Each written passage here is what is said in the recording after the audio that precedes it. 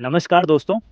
4 सितंबर 2025 को नेपाल में नौजवानों ने पूरी सरकार हिला दी। जेनजेड यानी नई पीढ़ी सड़क पर उतरी। हाथ में कोई हथियार नहीं, लेकिन सीने में जज्बा और दिल में आग। आज हम बात करेंगे आखिर क्यों नेपाल की युवा ऐसा कारनामा कर रही है। पूरा सच लेकर आया हूँ आपके सामने, तो वीडियो को अंत तक देखिएगा। लाइक भी कर दीजिएगा अगर आप देश विदेश और इतिहास की छुपी जानकारियों को जानना पसंद करते ही तो सब्सक्राइब भी कर दीजिएगा, क्योंकि ये चैनल इन्हीं कामों को करने के लिए ही बना है।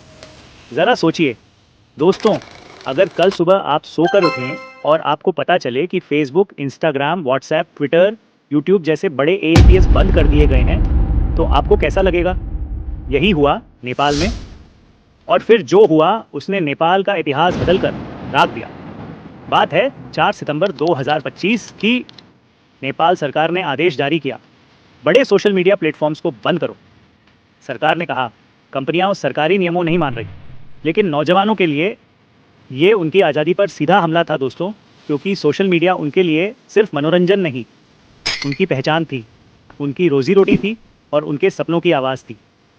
शायद ओहा के युवा ये कह रहा था, नौजवानी का जोश जब सड़कों पर उतर आता है तो ताज भी हिलता है और सिंहासन भी कांप जाता है। उधर सोशल मीडिया पर एक कैंपेन आग की तरह फैल रहा था।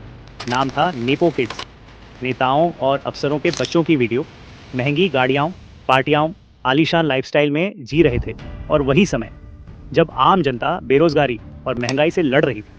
लोग पूछने लगे, क्या ये देश सिर्फ नेताओं के बच्चों का है? यहीं से गुस्सा और भी भड़क गया। सोचिए ज़रा, आम लड़का नौकरी ढूंढते ढूंढते हार मान ले और सामने नेता का बेटा करोड़ों उड़ाए, तो क्या आग किसको नहीं लगेगी? और फिर नेपाल की गलियां गवाही बनी इस बगावत की। काठमांडू, पोखरा, विराटनगर, हर जगह सड़कों पर युवा उमड़ पड़े। हजारों की भीड़, नारे गूंज रहे थे, हमें चाहिए बस आजादी। कुछ जगह हालात इतने बिगड़े कि संसद भवन तक भीड़ पहुंच गई, तोड़फोड़ हुई, सरकारी इमारतें जलने लगी।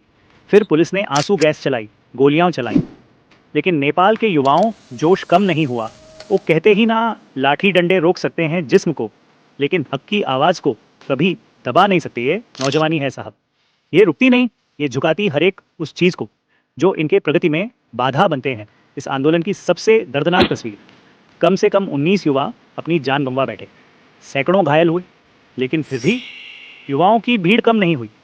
हर चेहरे पर सिर्फ एक नारा था, अब और बर्दाश्त नहीं होगा। आप सोचिए दोस्तों, जिनकी उम्र पढ़ाई और सपनों की होती है, वो अपनी जान दे रहे हैं सड़कों पर। क्यों? सिर्फ इसलिए कि देश बदल सके। लेकिन नतीजा साफ ही दोस्तों, सरकार को झुकना पड़ा।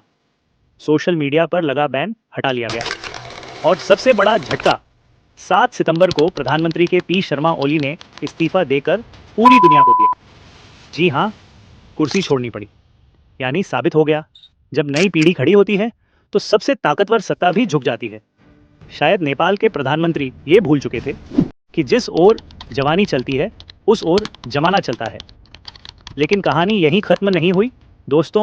युवाओं ने कहा, हमें सिर्फ सोशल मीडिया नहीं चाहिए, हमें नया संविधान चाहिए, पारदर्शी लोकतंत्र चाहिए। हमें चाहिए ऐसा सिस्टम जहां नेपो किड्स नहीं, बल्कि मेहनत करने वाले नौजवान ही बस आगे बढ़ें।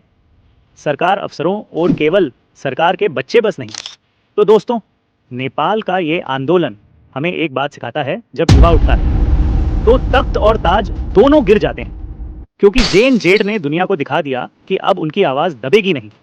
अब सवाल आपसे है, क्या नेपाल का ये आंदोलन वाकई देश का भविष्य बदल देगा, या फिर कुछ दिनों बाद सब भूल जाएगा? कमेंट में अपनी राय ज़रूर लिखिएगा। उम्मीद है वीडियो पसंद आया होगा। लाइक, शेयर और सब्सक्राइब करना मत भूलिएगा, क्योंकि हम लाते हैं आपके लिए वो खबरें जो सिर्फ खबरें नहीं, बल्कि भविष्य की कहानी होती है।